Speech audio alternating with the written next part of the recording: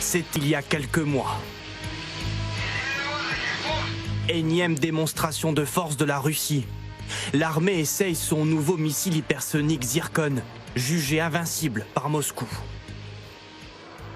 Le test a réussi parfaitement, c'est impeccable.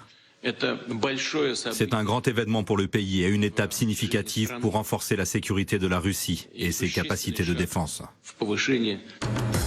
Chars militaires flambant neufs, missiles S-400, avions de chasse Sukhoi et MiG.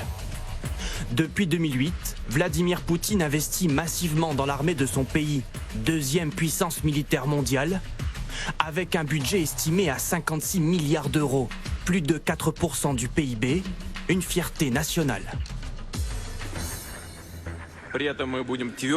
Nous défendrons fermement nos intérêts nationaux et assurerons la sécurité de notre peuple. Les vaillantes forces armées russes, héritières des soldats de la victoire, en sont une garantie fiable. Le maître du Kremlin veut dominer tous les terrains et le faire savoir au monde entier. Sur ces images rarissimes, 3 sous-marins nucléaires qui émergent en pleine banquise. La mise en scène, spectaculaire, met en avant l'un des atouts majeurs de la Russie, première puissance nucléaire mondiale, avec 5977 ogives. En pleine guerre contre l'Ukraine, Vladimir Poutine va jusqu'à utiliser cette menace. J'ordonne au ministre de la Défense et au chef d'état-major de mettre les forces de dissuasion de l'armée russe en régime spécial d'alerte au combat. Bien compris.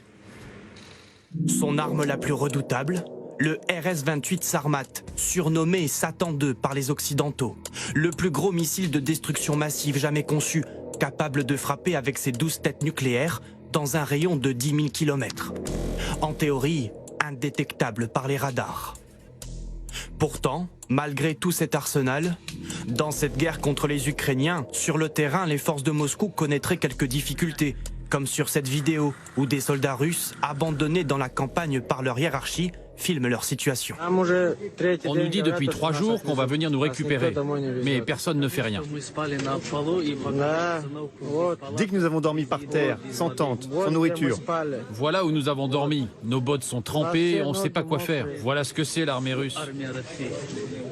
Dans cette autre vidéo, ce soldat ukrainien, lui, montre des rations alimentaires russes. Soldats russes, je m'adresse à vous et peut-être à vos mères. Elle serait périmée depuis 2015. L'armée russe pourrait également connaître des problèmes de ravitaillement en carburant. Il y a quelques jours, ces images satellites américaines montraient un convoi impressionnant de 60 km de blindés russes bloqués aux portes de Kiev. Autant d'images qui servent la propagande et les services de renseignement ukrainiens. Cette vidéo montre un jeune soldat russe qui a reçu du thé et des gâteaux passer un appel à sa mère. Natacha, tout va bien, regardez. Parle-lui.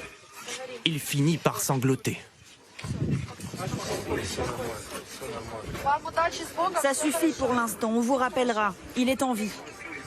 Le ministère de la Défense russe a annoncé que 498 militaires ont été tués depuis le début de la guerre. Et selon les services de renseignement américains, plusieurs unités entières de l'armée russe auraient rendu les armes, sans combattre.